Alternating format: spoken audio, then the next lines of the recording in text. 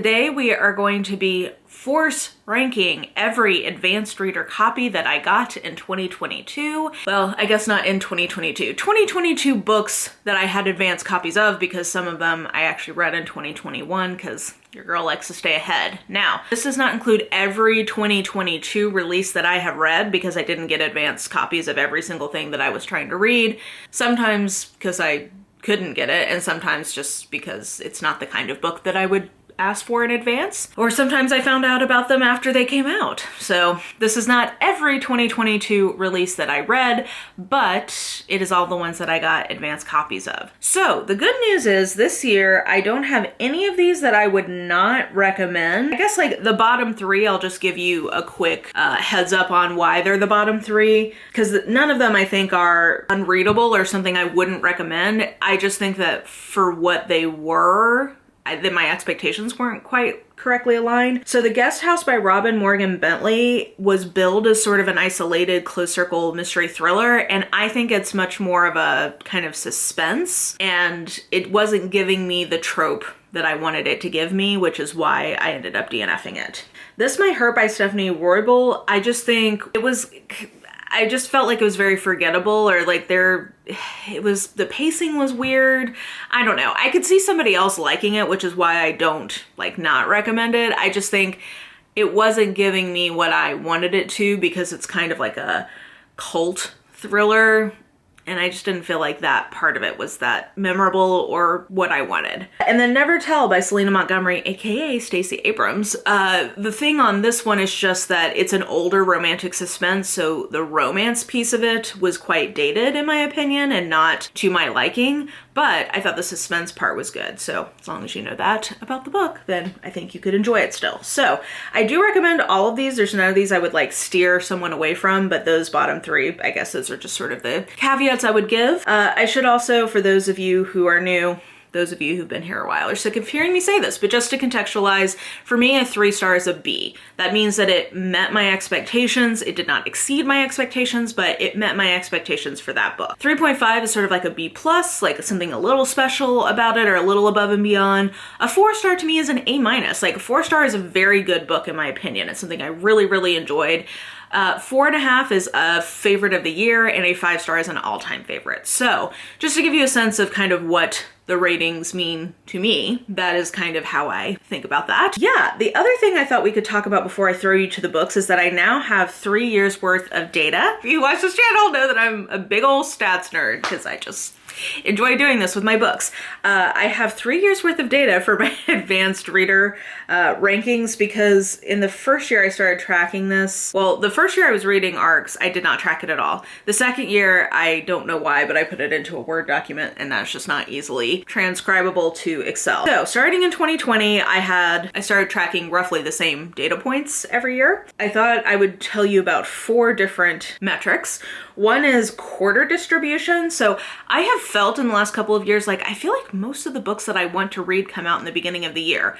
And I now have the data to support that that does seem to be a trend. Over the last couple of years, I am definitely reading more and more at the beginning of the year and less in sort of the back half. In 2020, the bulk of my arcs were in Q3, whereas this year the bulk were in Q1. So, and I'm seeing that also as a trend for next year. So for whatever reason with the pandemic and how it's affected supply chains and release dates, it seems like my most anticipated books are moving more and more towards the beginning of the year. The next one really surprised me. I would have told you, well, I should say, I would have told you 2 things. One is that I am liking the advanced reader copies. I'm reading more and more as time goes on because I'm getting better at picking which ones I want to read, and that I'm reading fewer of them as time goes on. Neither of these things are true.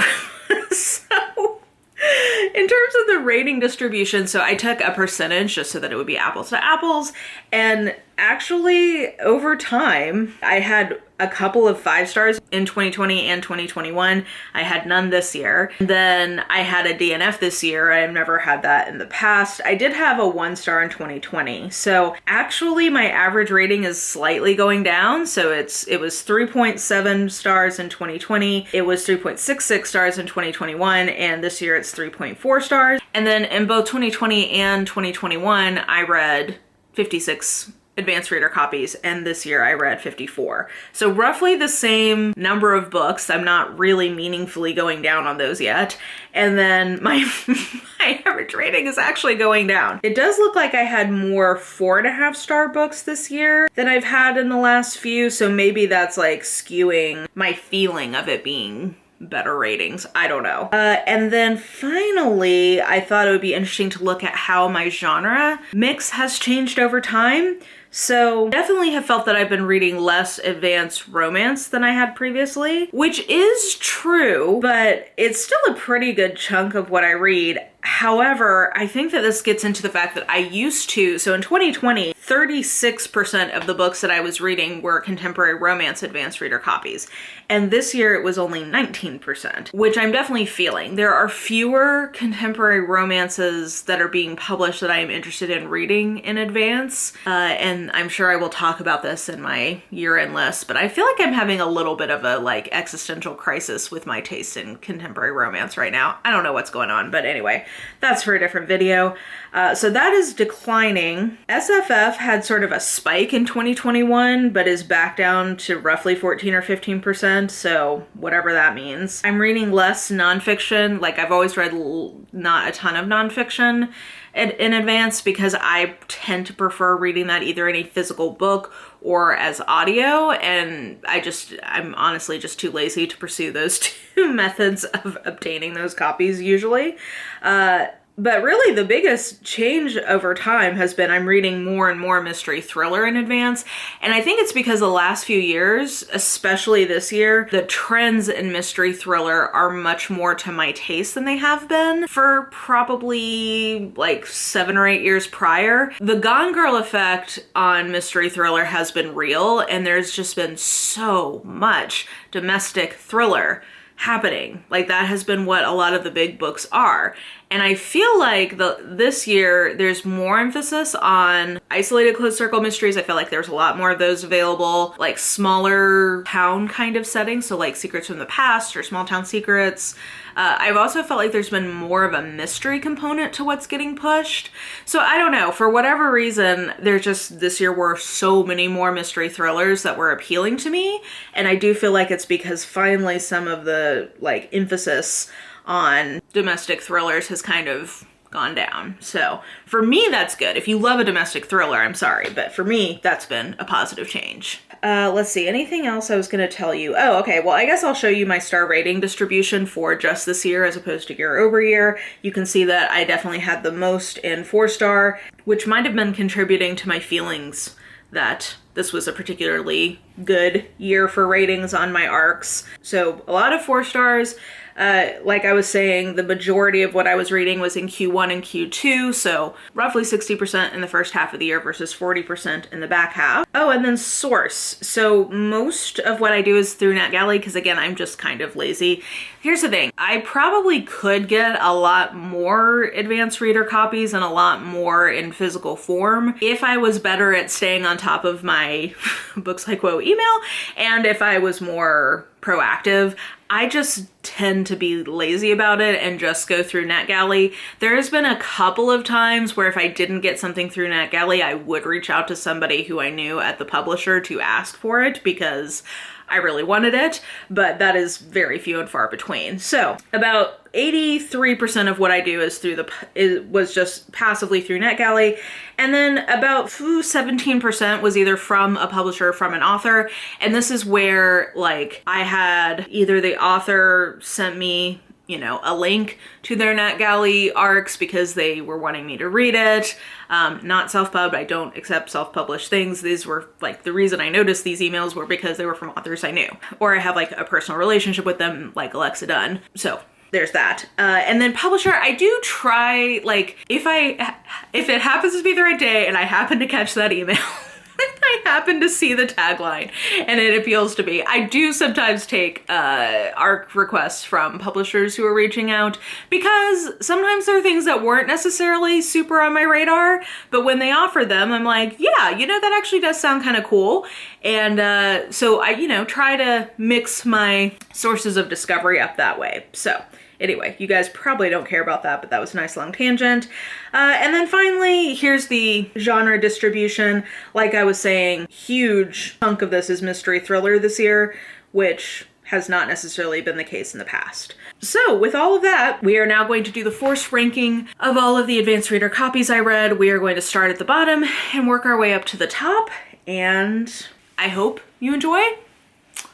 Let's go to the list. The Guest House by Robin Morgan Bentley. This Might Hurt by Stephanie Roybal. Never Tell by Selena Montgomery. The Perfect Escape by Leah Conan. Under Lock and Skeleton Key by Gigi Pandian. Immortal Rising by Lindsay Sands. The Murder of Mr. Wickham by Claudia Gray. Portrait of a Thief by Grace Lee. Miss Aldridge Regrets by Louise Hare. Quarter to Midnight by Karen Rose. Reckless Girls by Rachel Hawkins. A Flicker in the Dark by Stacey Willingham. Such Sharp Teeth by Rachel Harris. Raven Unveiled by Grace Draven. A Merry Little Meet Cute by Julie Murphy and Sierra Simone. The Red Scholar's Wake by Aliette de Bodard. The Paradox Hotel by Rob Hart. All the Blood We Share by Camila Bruce. A Sliver of Darkness by C.J. Tudor. The Agathas by Kathleen Glasgow and Liz Lawson. Set on You by Amy Lee. Viet Girl by Ruth Ware. Station Eternity by Mur Lafferty. The Resting Place by Camilla Sten. The Night Shift by Alex Finlay. Hide by Kirsten White. Tread of Angels by Rebecca Roanhorse. Well Traveled by Jen DeLuca. Shipwrecked by Olivia Dade. Bet on It by Jody Slaughter. The Family Game by Catherine Stedman. To Marry and to Meddle by Martha Waters. Breathless by Amy McCulloch. Something Wilder by Christina Lauren. Into the Riverlands by Nevo. Stay Awake by Megan Golden. The Wedding Crasher by Mia Sosa. Where the Drowned Girls Go by Shauna McGuire. Hook, Line, and Sinker by Tessa Bailey. Black Love Matters by Jessica Pride. Seasonal Work by Laura Lipman. The Maid by Nita Prose. Highland Wolf by Lindsay Sands. The Book of Cold Cases by Simone St. James. Marple by Agatha Christie, but really by a bunch of different authors. Storm Echo by Nalini Singh. Book Lovers by Emily Henry. Fevered Star by Rebecca Roanhorse. Pretty Dead Queens by Alexa Dunn. Love on the Brain by Allie Hazelwood. Go Hex Yourself by Jessica Clare. The Woman in the Library by Sulari Gentle. Never Coming Home by Kate Williams. Ruby Fever by Alona Andrews. Okay, so those were my forced ranked advanced reader copy rankings for 2022. Unsurprising that good old Luna Andrews comes out on top because they are my favorite currently writing author. Love them. So let me know what you thought of any of the books that made my list. Maybe let me know some of your favorite 2022 releases in the comments below. And yeah, I think that will do it for me. So if you enjoyed this video, please like, subscribe, follow me on the social medias if you are so inclined. I have all that information listed in the description box below, and I think that will do it.